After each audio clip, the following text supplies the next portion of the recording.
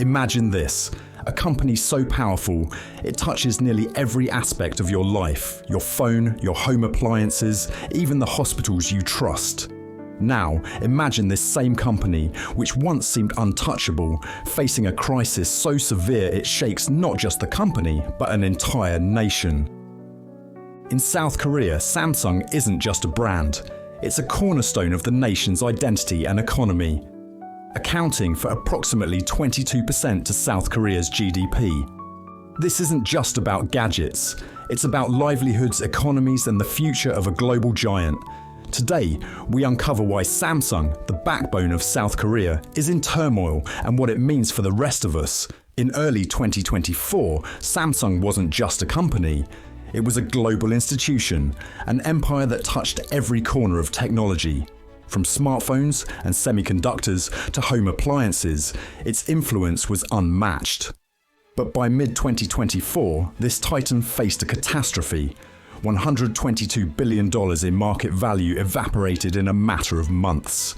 Samsung, responsible for 20% of South Korea's GDP, wasn't just struggling, it was spiraling. Foreign investors fled in droves, and confidence in Samsung's future faltered. The company's leadership scrambled to reassure stakeholders, but the cracks were visible. The impact wasn't just corporate, it was national. For a company contributing 1/5 of South Korea's GDP, this wasn't just Samsung's crisis, it was a national emergency. Analysts warned of ripples that could destabilize the South Korean economy, affecting jobs, exports, and even the nation's currency. This wasn't just a bad quarter, it was a reckoning. But what led to Samsung's decline? And can it recover before it's too late? So what's at the heart of Samsung's crisis? It boils down to three key issues. First, missed opportunities in AI. Second, falling behind in semiconductor production. And finally, a leadership vacuum fueling instability. Generative AI is reshaping industries, creating billion-dollar opportunities for Nvidia, Google, and Microsoft. But Samsung, despite its status as a semiconductor powerhouse, missed the boat. In 2024, Samsung failed to meet Nvidia's strict requirements for high-bandwidth memory chips, losing a critical deal. While competitors like SK Hynix surged ahead, Samsung was left watching from the sidelines. Samsung's semiconductor division, the backbone of its business, is struggling.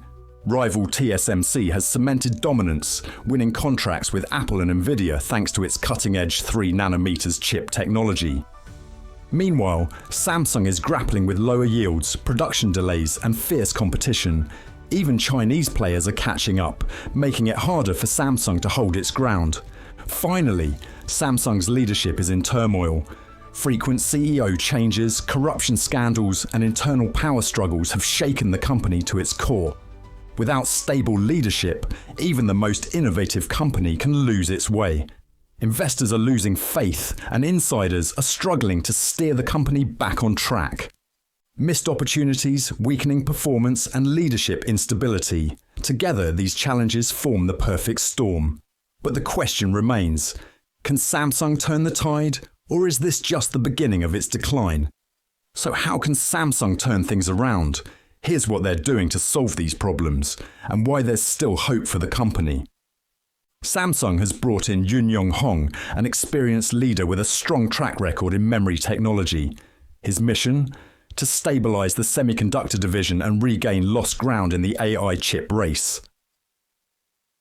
Samsung is scaling back non-core projects to focus on what they do best: semiconductors, smartphones, and display technology. This renewed focus could help them stay competitive in the markets that matter most. Though painful, Samsung is cutting costs through layoffs and restructuring. These moves are tough, but they're critical to weathering the storm. While the situation is dire, it's not all doom and gloom. Samsung's diverse portfolio still gives it an edge. Yes, the electronics division is struggling, but other sectors, like smartphone sales, are performing well. The stock sell-off reflects doubts about leadership, not Samsung's ability to innovate. If the new strategies work, there's hope for a turnaround. Samsung's story reminds us how complex the global economy is and why staying informed matters. That's where today's sponsor, Ground News, comes in. Their app helps you navigate media bias, compare news coverage, and make informed decisions. Samsung's story is far from over. Whether they recover or continue to stumble will depend on their ability to adapt. What do you think? Can they pull through? Let me know in the comments.